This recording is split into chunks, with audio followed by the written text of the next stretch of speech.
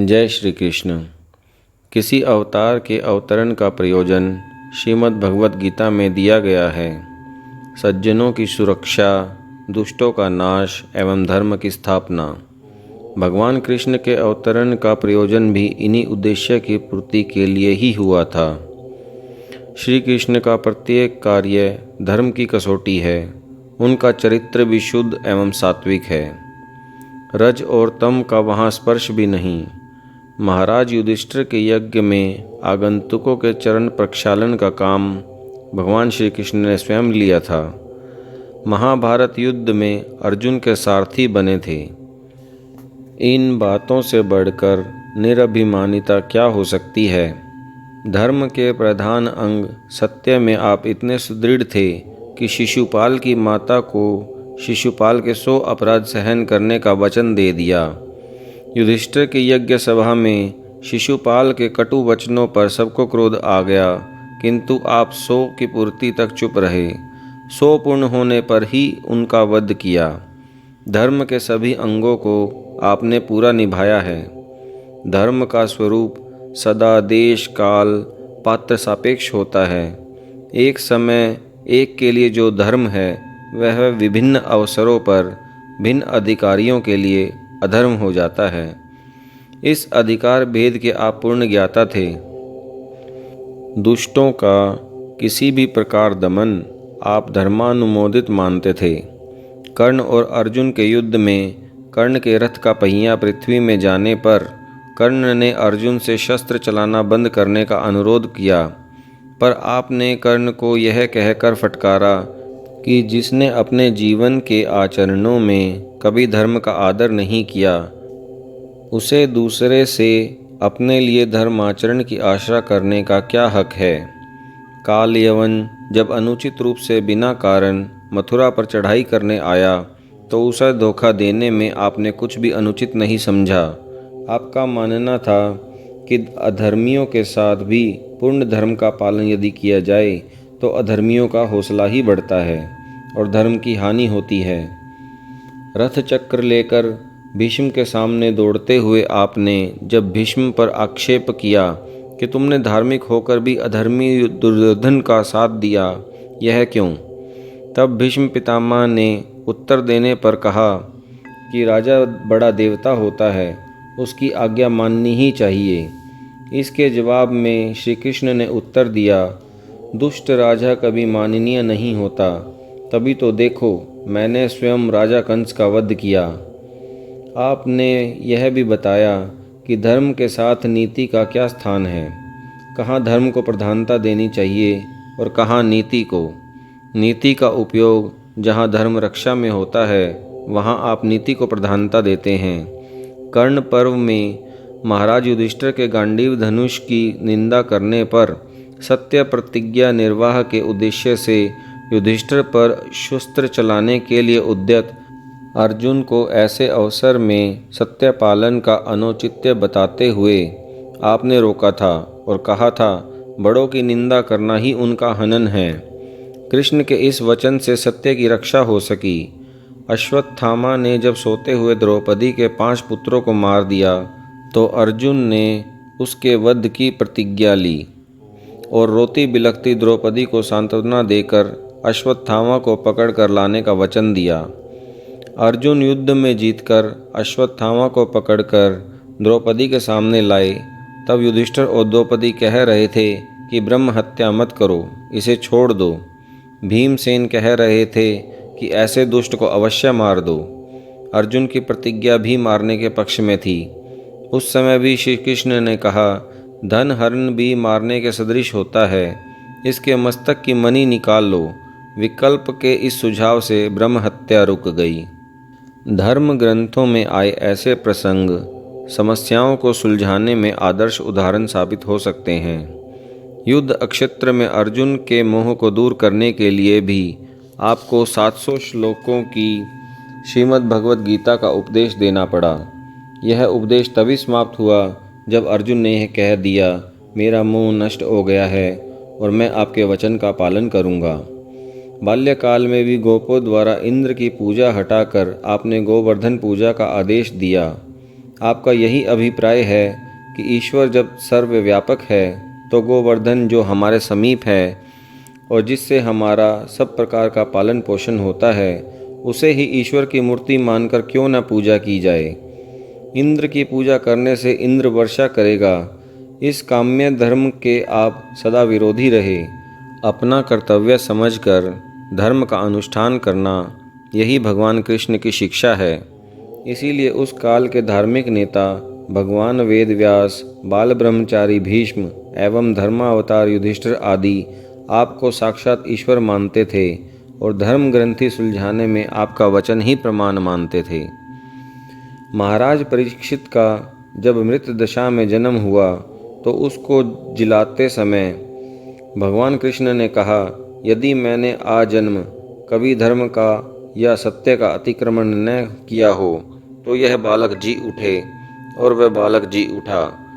इससे आपकी धर्मपरायणता का आदर्श और धर्म की अलौकिक शक्ति भगवान कृष्ण ने स्वयं प्रकट की।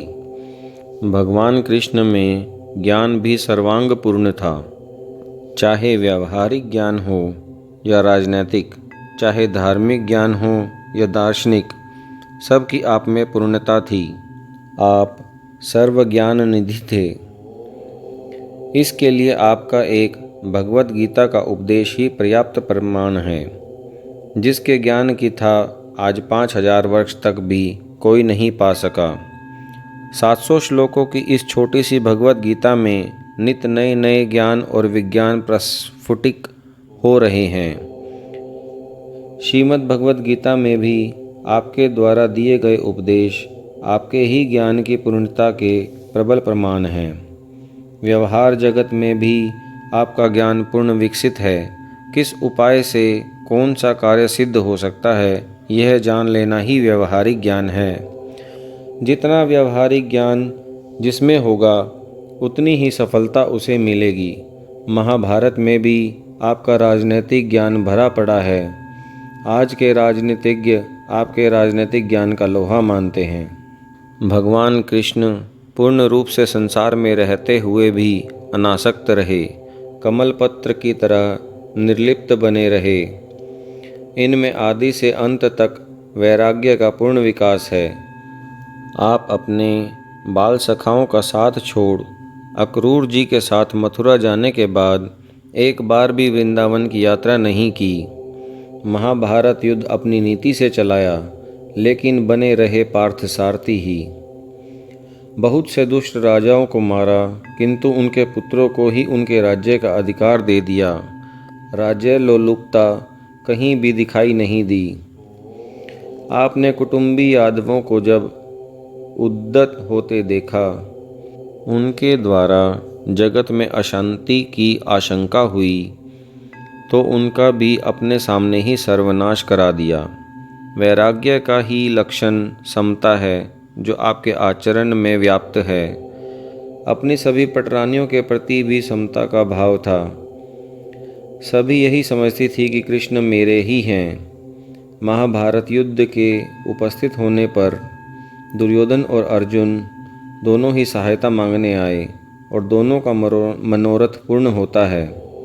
यही कारण है कि भगवान श्री कृष्ण को ईश्वर का पूर्ण अवतार तथा साक्षात परमेश्वर कहा गया।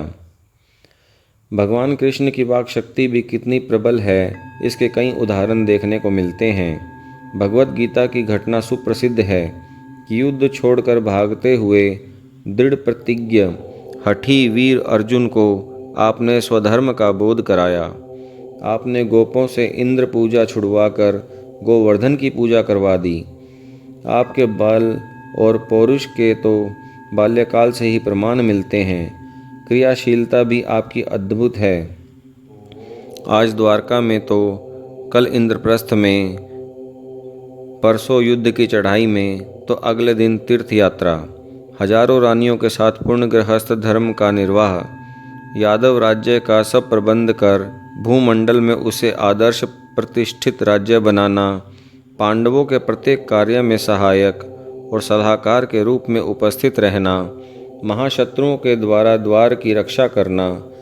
अल्प समय में द्वारका से विदर्भ देश पहुँच रुक्मणी का मनोरथ पूर्ण करना।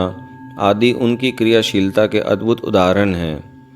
आपके साहस एवं उत्साह के भी अनेकों उदाहरण हैं। शिशुपाल जैसे वीर राजा के मित्रों और सेना सहित उपस्थित होने का समाचार सुनकर भी अकेले कुंडिनपुर चले जाना, परम शत्रु जरासंध से लड़ने को केवल भीम और अर्जुन को साथ ले बिना सेना जा पहुंचना, भरी सभा में कूदकर कंस जैसे राजा के केश पकड़ उसे गिरा देना, मनी चोरी का कलंक लगने पर सबके मना करते रहने पर भी अकेले अगम्य गुफा में चले जाना जैसे अनेकों हिम्मत के उदाहरण श्री कृष्ण के जीवन में दिखाई देते हैं।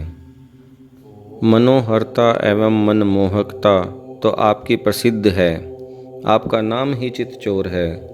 शत्रु भी लड़ने को सामने आकर आपकी ओर आकृष्ट होने पर अपनी शत्रुता भूल जाते थे।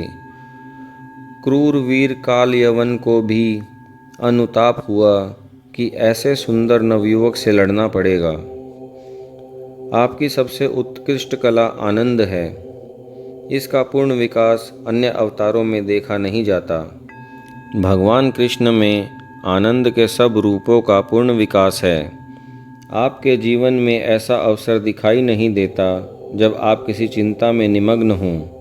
भय, चिंता, शोक को आपने कभी अपने पास फटकने नहीं दिया।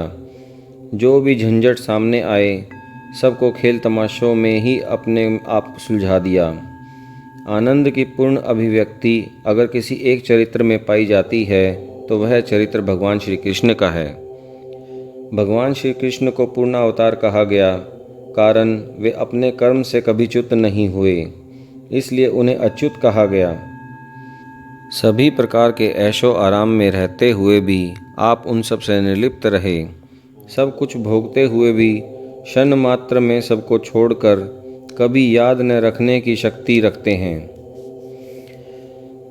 जिसने सब प्रकार के लौकिक सुख भोगते हुए भी अपना पूर्ण कर्तव्य पालन किया हो, जो संसार में लिप्त दिखता हुआ भी आत्मविद्या का पारंगत हो, जो जगत को अन्याय हटाने की चुनौती देता हुआ भी भय और चिंता से दूर रहे, निसंदेह ये परमानंद पूर्ण अवतार के ही लक्षण हैं। भगवान श्री कृष्ण प्रेमास्पद थे। आनंद और प्रेम अलग अलग नहीं हो सकते, जब होंगे साथ साथ होंगे। जो प्रेम करेगा तो उसका आनंदमय होना स्वाभाविक है।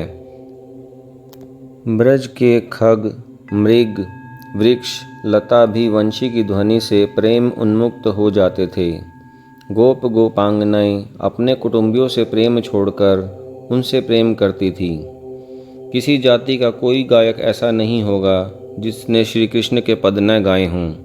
चित्रकला वाले भी अवश्य श्री कृष्ण के चित्र बनाकर आनंद का अनुभव करते हैं। मूर्ति बनाने वाला शिल्पकार भी श्री कृष्ण की मूर्ति अवश्य बनाएगा।